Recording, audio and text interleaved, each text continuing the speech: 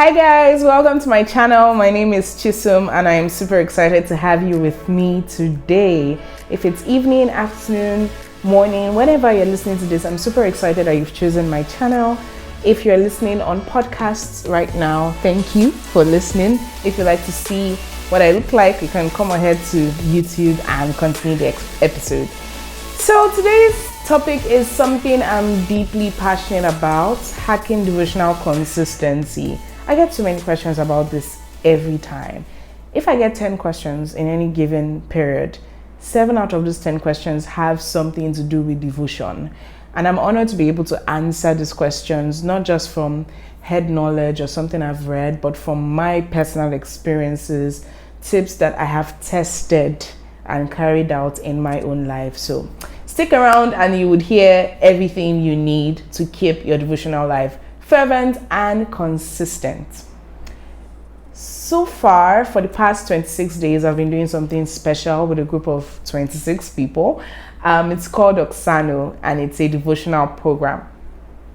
When it started and even till now, I send out mails to the participants by 6:30 a.m. every day.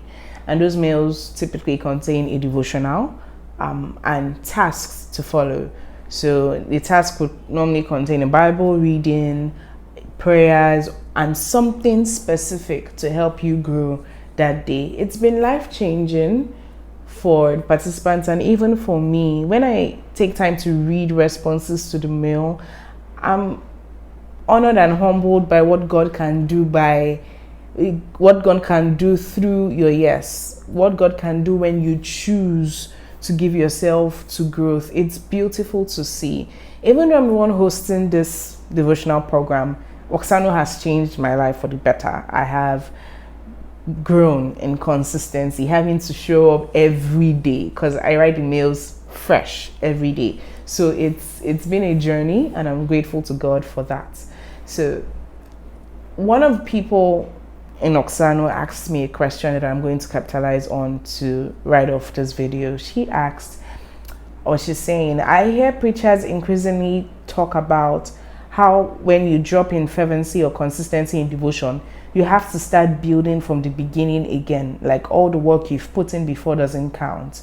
I'm imagining this is in the perspective of putting brick upon brick. So would that mean that all my bricks have scattered? So basically she's asking, when I have been consistent for maybe 3 weeks, 2 weeks, a week, and I fall off the wagon, what happens? Do I have to start from scratch? Have I lost all my progress so far? And I want to paint a scenario to you to help answer that question. So a while ago, I observed that my baby and I were not spending enough time together. And it was interesting to observe that because we live in the same house, we sleep on the same bed, we wake up and we see ourselves virtually all day many times. But still, we weren't spending enough time together. Like, we could be in the same space, but we're not necessarily doing the same things together. And it was not intentional. It just so happened that we were not spending enough time together. So when I noticed it, I brought it up in conversation with my babe. And he had noticed as well. So we talked about it. We acknowledged that there was a gap here in our communication and in the time we're spending together. We took some steps back and we asked, how did we get here? What happened? What changed in our routines? What changed in our dispositions to one another? What happened? So we answered that question and we made commitments to do better. Now, I shared a story to point out how we resolved it. When I noticed that there was a gap and he noticed that as well, we did not say, okay, we need to get married again. So who will be on our train? Where will we buy a wedding gown? Where will we, it was not even a thought that, because we are not talking as often as we would or as much as we would, we need to get married again. It was not an option. What we knew we needed to do was identify what was wrong and fix up from there. So bringing it down to devotion, when you fall off the wagon or you notice a gap in your fervency towards the Lord, or you notice a gap in your walk with the Lord generally, it doesn't usually mean you need to start afresh or give your life to Christ again. Like, you have already received the life of Christ. He doesn't take it back from you, right? You believe in him, you believe in the finished works of Christ. He doesn't take it back from you every time you don't pray in a day. He's gracious and kind and patient to you, right? So what you need to do in that instance is to identify the gaps. What went wrong? Okay, I was praying every day for a week consistently. Then suddenly I stopped doing that. What changed? Did I wake up later than my prayer time that day that I fell off the wagon? Did something happen to me? Was I sad? Did I start watching a new series? What switched? What was the change? Was it my energy level? Like, what happened? When you know what happened, it helps you know how to move on from what happened and go back to where you used to be. So it's so important. It's so important. So if what I'm saying directly relates to you, like you've probably fallen off the wagon of consistency and you're trying to get back on, here are some things to help you get back on. Number one, talk to the Lord about it. The same way I had noticed that there was a gap in my communication and relationship with my husband, and I spoke to him about it. We had this discussion about it. It's the same way when you notice a gap in your walk with the Lord, you can bring it to the Lord. Lord, I feel distant from you. I know that your spirit is always in me, but I do feel distant from you. And be confident to tell the Lord how you feel. He can handle your emotions. He will not say, she's distant from me. Oh my God. He won't say that. So you need to be confident and just tell him, Lord, this is how I feel. I feel tired. I don't feel motivated to pray. Tell him honestly how you feel. Number two thing, introspect to see what went wrong. I've already talked about that. Try to backtrack. Did I stop doing something that was working for me? What happened here? And third thing is set structures again. So for instance, if you were praying consistently because you woke up a certain time every day, keep waking up that time every day. Just whatever interrupted that, switch up the flow as much as is within your control. Now, I want you to always learn to give room for spontaneity, give room for moments where you are not going according to plan. That's beautiful. But routines really save the day, and I'll talk more about that before I wrap up this video. And number four, take it one day at a time. Sometimes you overwhelm yourself with the idea of getting it right every day. Should you get it right every day? Emphatically, yes. But many times you are more focused on the destination than the journey. You are more focused on 31st December, where you can look at your goal for the year and say, oh, I read my Bible every day. I finished the Bible in 1 year. You are more focused about that than the journey of today. Like today, June 28th, you are not focusing on the present moment, and it can be overwhelming and it can kill your morale. So take it one day at a time. You've woken up today. Father, I thank you. I'm awake today. Oh, okay, we continue from where we stopped yesterday. Tomorrow, you go again. Eventually, December 31st will come, and you can recount your goals and, evaluate everything. But take it day as it comes. Take each day as it comes, step by step, bit by bit, till you get to where you desire, and even more. Lastly, it's not supposed to be a long video at all. So lastly, I'll share tips that have helped me stay consistent in devotion. Number one, routines. I know I kind of talked about it a few minutes ago. Routines. For me, I find it easier to pray better in the mornings. I would not have imagined that this would be my situation or my story now, because I'm not a morning person, or I was not a morning person.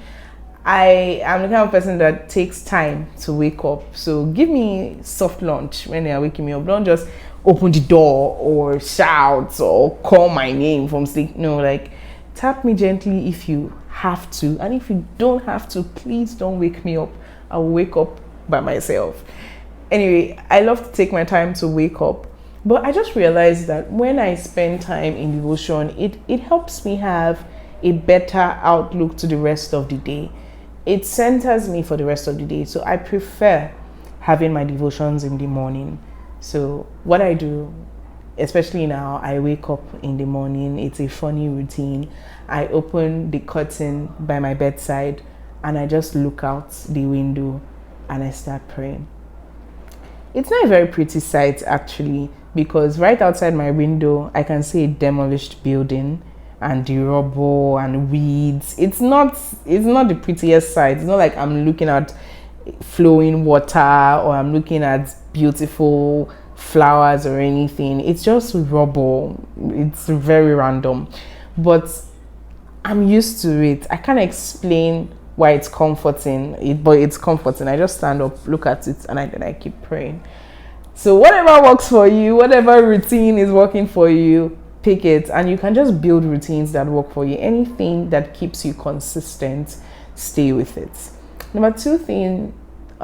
Second thing that helps me stay consistent is knowing my triggers. So I observe that when I go to bed with my data off, I'm able to concentrate better in the morning. I'm able to easier resist the urge to scroll through my mail or scroll through WhatsApp or all those things. When I sleep with my data off, I'm able to have a more focused morning. And sometimes all the alarms in my head are going off that, hey, people must be looking for you. Hey, something's happening at work. 9.5 out of 10 times, nothing is happening. Nobody is looking for me. I mean, if people are looking for me, it's not that urgent. So I just tell myself, if they waited while I was sleeping, like I didn't get any calls while I was sleeping, they can wait to when I'm done with my devotion. So keep that in mind. If they waited while you were sleeping, you can wait till you finish your devotion. That's if you're a morning person. So I identified that as my trigger and I tackled it. So your triggers may be a dirty room. I'm very distracted if the room is dirty and I'm trying to pray. I'll just find myself subconsciously laying in the bed, subconsciously sweeping while I'm supposed to be praying. So I also avoid the room being dirty so that anytime I want to pray, like I'm not distracted. So know your triggers and avoid them. Number 3 is surrounding yourself with edification. So during your day, even if you've prayed in the morning, stay edified during the day. It's not like you prayed in the morning, so now it's a free zone in your life. You watch all manner. You do all manner. Live a sanctified life. Like there are some things that you should not do, whether you're fasting or you're not fasting. There are just some things that you should learn to minimize as a person, right? So surround yourself with edification. Surround yourself with Instagram posts. There's a way you can curate your timeline that you're constantly edified. I know that Instagram can be a vortex, but for you, it can be a vortex of great things. Like you can go through Instagram without seeing provocative content. And I have experienced that. Like you could go for months without seeing provocative content on your timeline or even on your explore, just because of how you've curated your feed.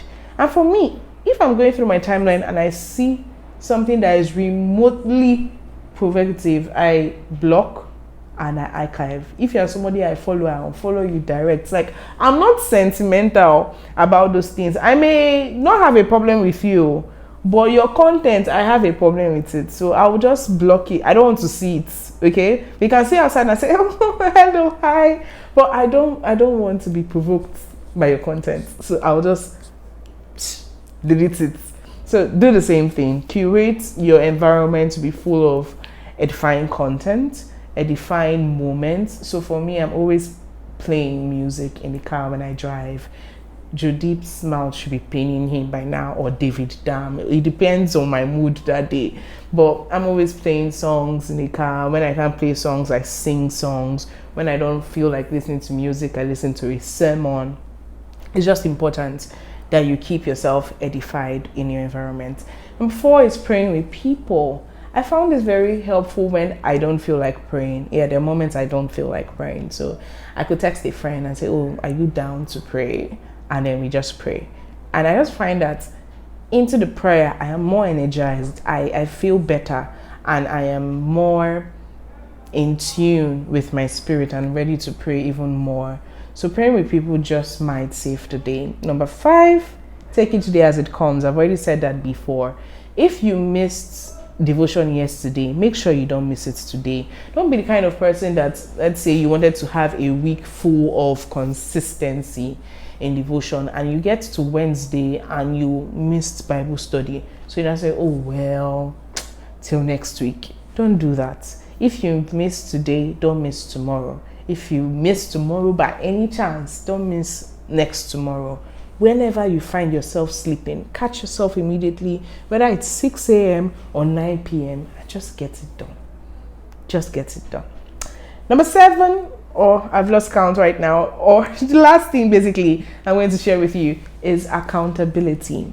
Now, I shared at the beginning how I've been running a devotional program, Oksano, and today is day 26. We are ending on Sunday. That's in 2 days, and I'm just in awe to see that this was possible. When the Lord asked me to do this, I was like, to be writing to people every day. It's not like text message or like a curated guide every single day, and I follow the guide myself, so it can be a stretch. But then it happened. God helped me. We are at the tail end and we're wrapping up beautifully. It's amazing, and I'm grateful to God. And halfway into Oksano, the Lord told me about the next cohort for Oksano. So I am excited to announce to you that come July 1st, that's Monday, we'll be starting Oksano 2.0. And it's going to be amazing. I'm throwing it open to everyone here. This particular cohort was a closed group for 26 people. So for Oksano starting next week, Monday, I'll be sending out videos or podcast episodes if you prefer to listen to audio versions of devotionals. I'll be sending out episodes every day by 6:30 a.m. So you get to start your day with a devotional, a Bible reading, and action points to help you stay consistent in devotion throughout the month of July. It's going to be an amazing month. I know you've made plans ahead, or you probably have goals that, July is going to make me prepared. I'm going to be a better Christian. I'm going to do better with my growth. I want to be an extension of God's answer to your prayer in that regard. So grow with me, grow with Oksano. If you'd like to be a part of it, there are details in the description box for you to follow. But just the simplest way, stay peeled to this YouTube channel. You get every single detail you need. The link to register would also be in the description box. So please register so you stay in touch with every single thing we do in the month of July. Thank you so much for listening to me so far. I am super excited to get to do this with you, to get to be a part of your growth this way. I'm grateful to God. If you have any question, flood the comments and I would get to it as soon as possible. These days, I just create new videos as answers to questions I get in comments, and I see that a lot of people find that helpful. So by God's grace, I will continue that. This is the actual end of this video. Thank you so much, everyone. I love you guys. See you on Monday for Oksano 2.0. Bye.